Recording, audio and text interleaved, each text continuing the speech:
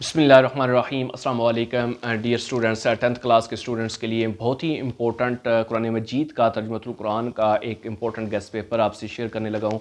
आपने पूरा ध्यान से सुना है। जितने भी गेस्ट पेपर मैंने बायोलॉजी के, कंप्यूटर के, इंग्लिश के आपसे शेयर किए, फ़िज़िक्स का शेयर किया, अल्लाह का शुक्र है बहुत सारा पोर्शन जो है वो उन्हीं में से आया है। तो अभी भी आप तमाम स्टूडेंट्स के सामने कुरान मजीद का पोर्शन शेयर करूँगा, गेस्ट पेपर्स दूंगा। आप तमाम स्टूडेंट्स ने इन क्वेश्चंस को ध्यान से नोट करना है और उन नोट करके इनको याद कर लेना है, क्योंकि आपके पास टाइम बहुत शार्ट है और आपका पेपर जो है वो बिल्कुल आपके सर के ऊपर है। प्लीज़ वीडियो को लाइक कर दे ताकि मैं तमाम स्टूडेंट्स को आगे बात को लेके चलूँ। तो स्टार्ट से लेकर एंड तक जो है वो वीडियो को देखना है, पॉइंट्स नोट करने हैं और साथ साथ चैनल पे नए हैं तो लाजमी तौर पर सब्सक्राइब भी कर लेना है। सबसे पहले जो है वो आप तमाम स्टूडेंट्स का जो क्वेश्चन नंबर 1 है वो ऑब्जेक्टिव पार्ट होता है। 10 नंबर का जो है 10 मार्क्स का ऑब्जेक्टिव पोर्शन आपका बनेगा और 40 मार्क्स का आपका सब्जेक्टिव पोर्शन बनेगा।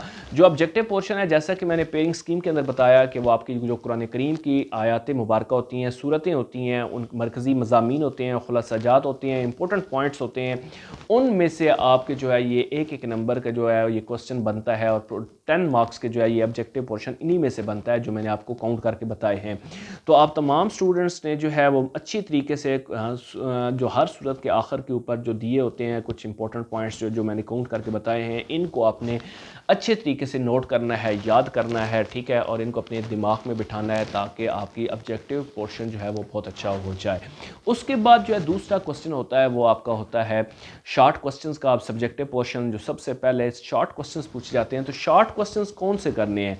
हर जो सूरा होती है उसके आखिर के ऊपर एक्सरसाइज में कुछ इंपॉर्टेंट जो हैं वो पॉइंट्स दिए जाते हैं, क्वेश्चंस दिए जाते हैं, ठीक है, उनको आपने सब ने याद करना है। जो चाहते हैं हमने फुल मार्क्स लेने, ठीक है, वो फुल याद कर लें, बहुत अच्छी बात है। जिनको याद है वो फुल करें और जिनको याद नहीं है जो मैं बताऊंगा, ठीक है, इनको आपने हर सूरत करना है। अब जैसा कि मिसाल के तौर पर सूरतुल अनआम है, ठीक है, इसका जो है जब ये सूरह एंड होती है तो इसकी आपके क्वेश्चंस बने होते हैं, तो आपने क्वेश्चन नंबर 1, 2 और 4 ये वाले जो है तीनों आपने कर लेने हैं।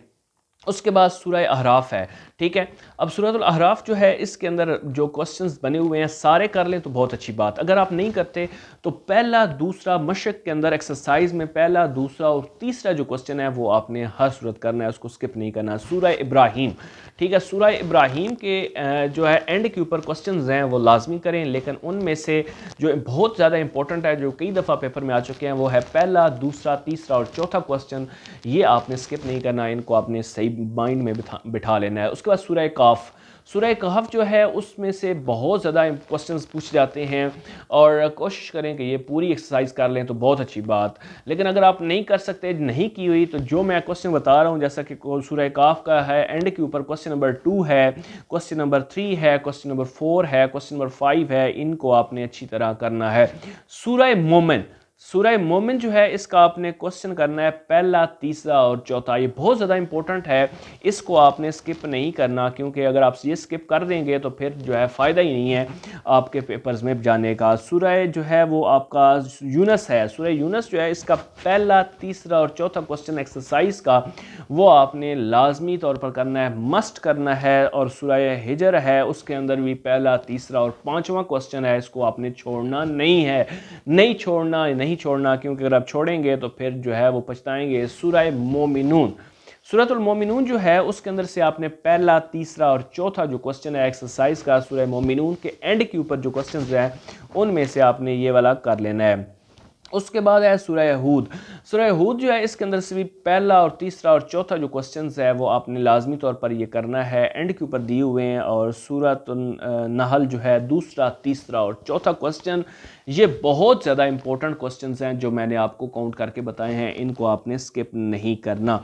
और उसके अलावा जो है अल्फाज मैनी, तीसरा जो क्वेश्चन होता है वो होता है अल्फाज मैनी का। अल्फाज मैनी आपने कौन कौन से करने हैं, तो जो एक्सरसाइज होती है उसका क्वेश्चन नंबर 3 जो है उसमें आपने अल्फाज मैनी देखे होंगे, अच्छी तरह उनको याद करना है, ठीक है। अगर हो सके तो हर सूरह के एंड के ऊपर, इख्तिताम के ऊपर तमाम अल्फाज के मैनी को याद कर लिया जाए।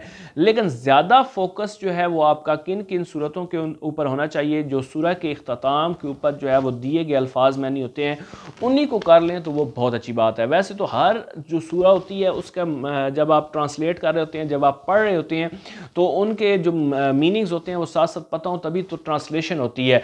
लेकिन अगर आपसे वो मैनी नहीं याद हो पाते तो कुछ चंद जो है वो इम्पोर्टेंट उसमें से सिलेक्टिव अल्फाज मैनी होते हैं, वो हर सूरह के एंड के ऊपर एक्सरसाइज में दिए होते हैं, उनको आपने मस्ट करना है क्योंकि ये 5 नंबर का अहम क्वेश्चन होता है। 8 में से 5 आपने करने होते हैं अल्फाज मानी। उसके बाद जो है वो आपका आगे आता है अहम कुरानी आयात है। जो क्वेश्चन नंबर 4 होता है उसमें कुरानी आयात जो होती हैं उनका आपने तर्जमा करना होता है, उनकी आपने ट्रांसलेशन करनी होती है। तो जो आपने जो अहम कुरानी सूरतें हैं वो कौन कौन सी हैं जिनमें से क्वेश्चन पूछा जा सकता है, जिसमें से आयात मुबारक पूछी जा सकती हैं, ये 15 नंबर का बहुत अहम क्वेश्चन होता है जिसमें से हर आयत मुबारक जो होती है वो 5 नंबर की होती है। ठीक है, 3 आपने करनी होती हैं, 5 आपको दी जाती हैं, चॉइस पे आपको 2 रखनी होती हैं। ठीक है, लेकिन बहुत ही इंपॉर्टेंट जो सूरह है जिनको आपने मस्ट करना है, छोड़ना नहीं है, वो है सूरह अनाम, और दूसरी है सूरह बनी इसराइल, फिर है सूरतुल क़ाफ और फिर है सूरतुल मोमिनून। इन 4 सूरतों को आपने किसी सूरत स्किप नहीं करना। और अगर इनमें आयत करीमा देखी जाए कि कौन सी इनकी आयत करीमा बहुत ज़्यादा इंपॉर्टेंट है, तो सूरतुल अनाम को अगर देखें ना तो उसकी आयत नंबर 151 और 153 ये बहुत ज़्यादा इंपॉर्टेंट है और कई दफ़ा ये पेपर में आ चुकी है, बार बार रिपीट होती है, तो ये दोनों आपने करनी है। फिर आगे सूरत नहल जो है इसके अंदर आयत नंबर 90 आपने करनी है, एक सिर्फ आयत 90 कह रहा हूँ। फिर सूरह काफ है, इसकी आयत जो है वो आपने 1, 5, 6, फिर 9, 10, 12, ये 6 आयत करीमा 1, 5, 6, 9, 10, 12 ये आपने कर लेनी है। उसके बाद है सूरह अहराफ आयत नंबर 157 ये आपने इसकी एक आयत करीमा करनी है। जैसे कि मैंने ऊपर अहम कुरानी सूरतें बताई हैं, उनमें से बनी इसराइल सूरत भी अहम कुरानी सूरतों में है। अगर अहम कुरानी सूरतों में इसको देखें तो इनमें जो इम्पोर्टेंट आयत करीमा है वो है आयत नंबर है 23, 24, फिर आगे 25, फिर है 28, फिर है 30, फिर है 31, 33, फिर है 35, फिर है 37। ये आयत करीमा बहुत ज़्यादा इंपॉर्टेंट है। बनी इसराइल की आयत करीमा थोड़ी सी लंबी भी है और साथ आयत करीमा भी इसलिए वजह से इसमें से ज़्यादा हैं, तो इनमें से लाजमी आने के चांस है। सूरतुल मोमिनून भी मैंने अहम सूरतों में बताई है, तो उसकी आयत करीमा जो है वो 1 तक 11 आपने सारी करनी है। सूरह बनी इसराइल की जो मैंने आयत करीमा बताई है, सूरतुल मोमिनून की 1 तक 11 ये सारी आपने करनी है। और सूरह शूरा, ठीक है, ये इंपॉर्टेंट सूरतों में तो नहीं है लेकिन ज़ाहिर सी बात है, फिर साथ बता देता हूँ, जिन्होंने करनी है कर लेंगे। 28 आयत है और साथ जो है 23, ये आपने करनी है, 23 और 28। अब उसके बाद क्वेश्चन नंबर 5 जो होता है वो होता है लॉन्ग क्वेश्चन, जो बड़ा नोट लिखना होता है, तफसीली क्वेश्चन होता है। ये आपका मरकज़ी मौजूद जितने भी आपके दिए गए हैं बुनियादी मज़ामीन हैं उनको अच्छी तरीके से याद करना है। ठीक है, और जिसमें सूरतुल अनाम, सूरत नहल, बनी इसराइल, सूरतुल क़ाफ, सूरतुल मोमिनून, ये आपने मस्ट जो है ये सूरतें कर लेनी है। इंशाल्लाह सारा पोर्शन जो है वो इसी में से आएगा।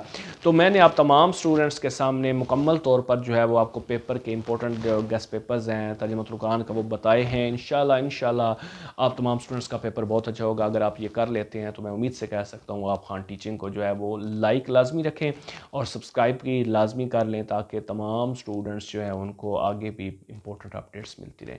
आपका बहुत बहुत शुक्रिया। अल्लाह ताला तमाम स्टूडेंट्स को कामयाब करे, खुश रहें, आबाद रहें, दुआ में ज़रूर याद रखिएगा। Thank you very much.